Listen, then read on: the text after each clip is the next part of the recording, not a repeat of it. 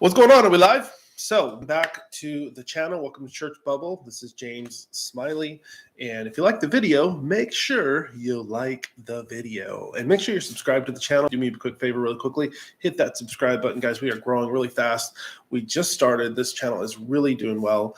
And it's doing well because of you guys. And because we're sharing honest stuff. We're being honest and open and real and transparent. And I think that's the way it should be. So if you like this stuff or you think other people should hear this stuff, make sure you like the video and subscribe so that other people can hear about what's going on. So I want to talk to you about something that most people probably are not aware of.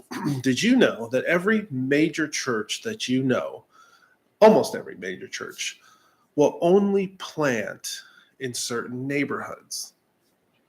Now, I know that there's stuff in the Bible, and I know that we preach stuff from sermons, and we say stuff in our mission statements, like we're for the poor, and we're for helping people. And I know that we actually give money, sometimes millions of dollars, to help the poor, feed the poor, and to do things like that.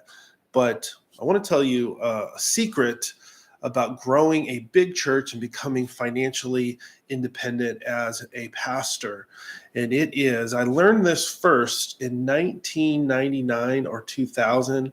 I was at a big church conference at Bill Hybels' church when he was just blowing up. And I learned in a breakout session the secret to becoming a rich pastor and not being broke. And it was to plant your church in rich neighborhoods. I first learned this when I was 20 years old. I'll never forget it. I was just 20, young, gullible, and I took notes and thought, man, this is the way.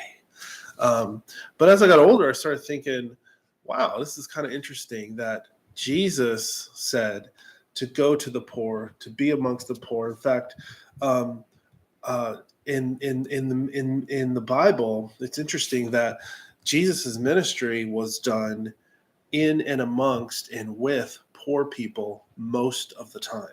Certainly, there was a lot more done with rich and successful people. In fact, if you really look at the 12 disciples, a lot of them were entrepreneurs, were successful, one of them was a doctor. Obviously, they were articulate because they could write. They weren't just a bunch of wayward men like some people would like you to believe, but that's another video. So I want to tell you a quick story. So I was doing consulting for a really big church, and I don't know about consulting, but I was in a board meeting with, not a board meeting, but I was in an executive pastors meeting, let me put it that way. And we were going over church plants and thinking and praying about where God would lead us to plant churches. And so I said, well, wouldn't it make sense to plant churches based on data? So based on where our people are. And so if we've already got X amount of churches in the DFW area and we want to plant, let's say, I'm just going to make up a number. This isn't the exact number, but I'll make it up. If we have 10 campuses and we want to go to an 11th campus, well, we should look at where is our membership, where are our people at, and where are we not covered? And then because you would want to grow with people who follow us, right? And so I said, there's a lot of other ways you could do it. You could just plant a church, and because you're big, because you have a brand, and because your music's going to be better, your preaching's going to be better, your parking's going to be better, your kids' ministry is going to be better, you just plant it anywhere. And you're going to suck up all the local churches locally. You're going to suck up half of their membership, half of their revenue, and all their steam and momentum, probably some of their best pastors. And you're essentially going to have that Walmart effect where you basically come into an area and blow out all the smaller local companies or local churches. Sorry, I get those mixed sometimes, as you can tell. But it shouldn't be that way. But so they actually presented some data, and I thought this was actually really cool. So they came back and said, hey, so we have this big TV ministry and radio ministry, all this stuff. And they said our most saturated city that is not covered with a campus, and we have great opportunities, we have campuses available, and blah, blah, blah. But it is in a city called Richardson, Texas. Well, right when I saw that, I knew Richardson, Texas is not your classic professional, young professional, up and coming tech center with 30 to 55 Caucasian males who are doing well.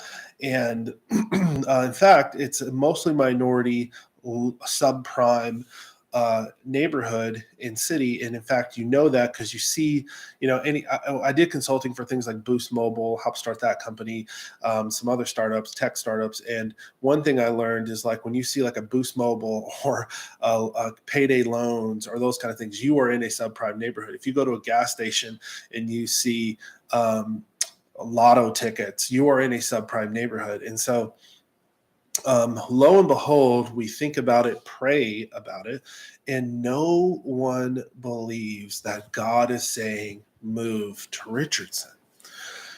In fact, we decide to go, and I won't say the exact city, but we decide to plant in another place, which we actually did end up putting a church here, into Prosper, Texas, one of the richest, most affluent places that you could possibly live. This is where Jerry Jones lives, Deion Sanders lives, movie stars. I mean, and so it's like we picked that facility and that area, even though we actually had a church like, I don't know, 8 to 10 miles away or something like that. But so here, I want to let you know kind of how this works. Okay, like these ministries are great. The services look amazing. The performances are amazing. The speeches are to the perfect, oratorship, if that's even a word. I mean, people are phenomenal speakers.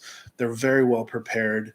And yet, I don't believe that we are following God from a leadership level. And I believe this is why our impact on the hearts and minds of people, of businesses, of families, of politics, the financial industry. This is why the church has essentially become a laughing stock in terms of taking it serious, in terms of our morals, our values, things we believe in. We have essentially become a laughing stock because we have let this kind of mentality creep in to our leadership. And you might ask, well, why would they want to do that? These pastors are Christians. They do love God.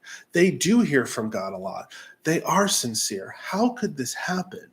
Well, I'm telling you that the almighty dollar, or as the Bible calls it, the love of manna, comes in, and not manna come down from heaven. It's a different thing, and it's in the parable of the rich man.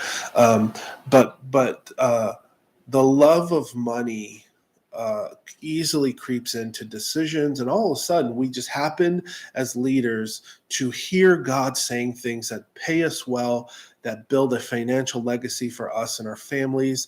And next thing you know, we have pastors, everyone's in suits, everyone is driving nice cars, everyone has a nice home, everyone has a sick 401k. Everyone in Texas, everyone's got land and ATVs and jet skis and all this stuff. But yet our people are dying, are eroding away. Their families, their children are slipping away. And the actual potency of the gospel is being greatly, greatly diminished. If you think this is a problem, I would love to hear from you. And I'll share more about this on more videos, but I wanted to share the honest truth behind why churches get planted. They just happen to get planted in rich neighborhoods because they look at the demographics and the financials of those neighborhoods and say, that is where we want to go. We want to win over those people because the tithe per capita is much better there. And that is the truth behind why churches plant where they do. Shouldn't be that way. We got to change it. We got a lot of work to do, but let me know what you think.